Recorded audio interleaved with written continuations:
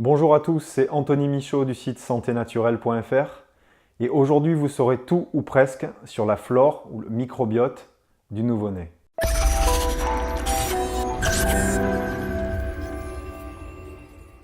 Si le microbiote des individus reste relativement stable durant leur vie, il existe néanmoins deux phases pendant lesquelles il évolue grandement, le grand âge et les 3 premières années de la vie.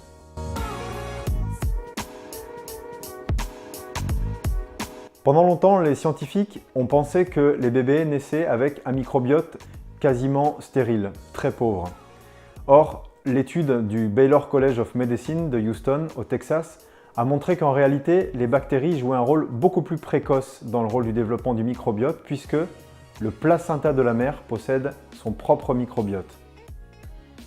Autre fait intéressant, c'est que ce microbiote de la mère, du placenta, ne dépend pas de la flore vaginale telle qu'on aurait pu le penser, mais de la flore buccale. Alors premier conseil, si vous connaissez quelqu'un qui est enceinte ou qui projette de l'être, il va falloir être encore plus vigilant que d'habitude sur une bonne hygiène bucco-dentaire.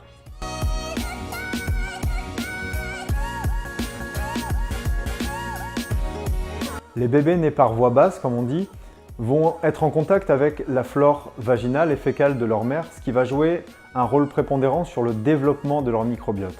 Un autre point qui va jouer, c'est l'environnement, mais également les personnes présentes dans la pièce.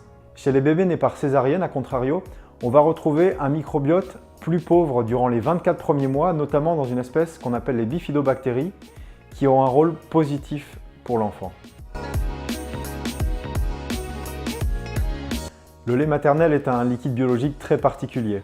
Tout d'abord, il comporte des composés qui sont dits bioactifs, tels que des enzymes, des facteurs de croissance, des composés antimicrobiens, mais également des immunoglobulines et des leucocytes qui vont jouer dans l'immunité future du bébé. Au niveau du microbiote, les études ont montré qu'il y avait un vrai lien entre les bactéries présentes dans le lait maternel et celles présentes dans le microbiote fécal du bébé.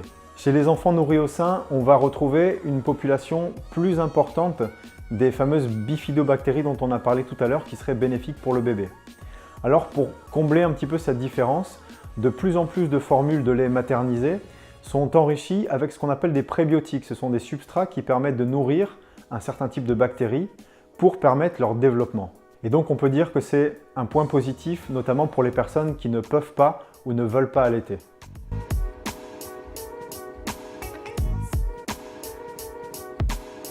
Au-delà des symptômes d'inconfort, tels que les douleurs par exemple chez le nouveau-né, les études ont montré qu'une dysbiose, c'est-à-dire un dérèglement de la flore avant l'âge de 6 mois, était corrélé à une augmentation du risque d'allergie, mais également de diabète de type 1 et éventuellement d'obésité à l'âge de 7 ans.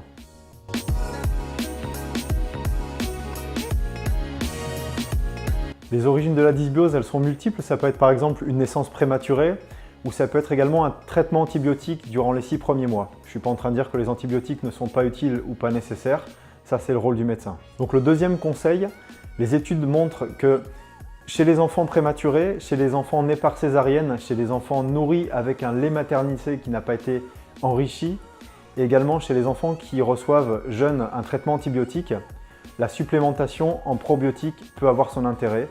Et vous savez que je ne suis pas un fervent défenseur des probiotiques, loin de là, surtout de leur utilisation à outrance, mais il se trouve que dans ce cas précis, ils peuvent avoir une vraie utilité.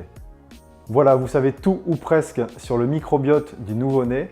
Si cette vidéo vous a plu, vous pouvez la liker et vous pouvez également la partager si vous avez des gens autour de vous qui sont enceintes ou qui projettent de l'être ou qui ont des enfants en bas âge. Moi, je vous retrouve dans une prochaine vidéo. Pensez à vous abonner à la chaîne pour ne rien rater.